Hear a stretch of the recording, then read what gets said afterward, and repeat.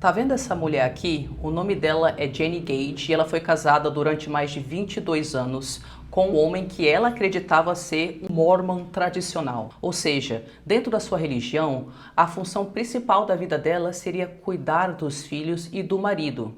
E talvez tivesse funcionado se ela não tivesse descoberto que o marido dela, durante 20 e poucos anos, em vez de ir para o trabalho, ele ia para um lugar específico da cidade onde ele caçava meninas, muitas menores de idade, com as quais ele traía a esposa. Além disso, ela também sofria abuso psicológico e físico há muitos anos. Agora você pode perguntar, ué, mas por que ela ficou tanto tempo se ela estava sofrendo abuso psicológico e físico? E a realidade é que em relacionamentos assim, frequentemente existe algo chamado de fantasia compartilhada. É uma fantasia que é alimentada pelo reforço intermitente de momentos bons, intercalados por momentos ruins, onde a pessoa naquele relacionamento se apega à esperança de que algo possa mudar ou de repente se apega à interpretação de que as coisas nem são tão ruins assim. No caso da Jenny, ela acreditava certamente que a religiosidade de sua família poderia salvá-la. Mesmo com todas as evidências de que o marido dela nem religioso era de fato, ela não conseguia desligar essa esperança. Até que um belo dia, o terapeuta dela parou tudo, olhou bem na cara dela e disse: "This is how it's gonna end. He's going to kill you." É assim que isso vai terminar. Ele vai te matar. Sem rodeios, o terapeuta dela deixou bem claro o que ela estava escolhendo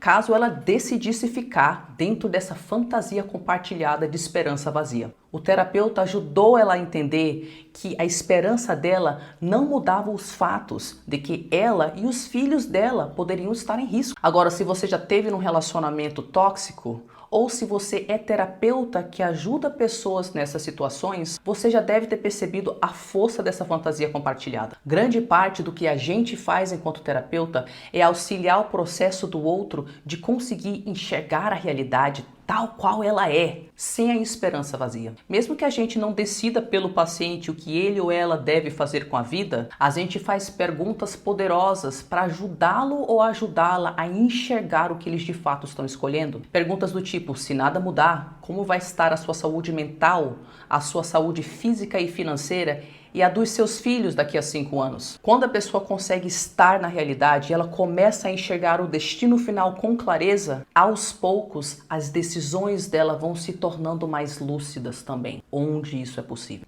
Porque a verdade é que a maioria das pessoas em relações tóxicas, no fundo, já sabe que tem algo de errado, mas elas têm dificuldade de confessar, de falar em voz alta. Primeiro a gente precisa sair da negação e reconhecer a realidade tal qual ela é, para que possamos então decidir o que a gente vai fazer de forma lúcida e realista com essa realidade. Você já se pegou nessa fantasia compartilhada com alguém com quem você se relacionava? Mãe, pai, filho, parceiro, parceira?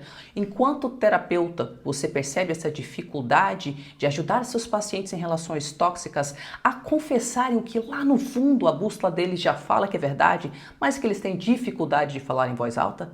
Me conte nos comentários.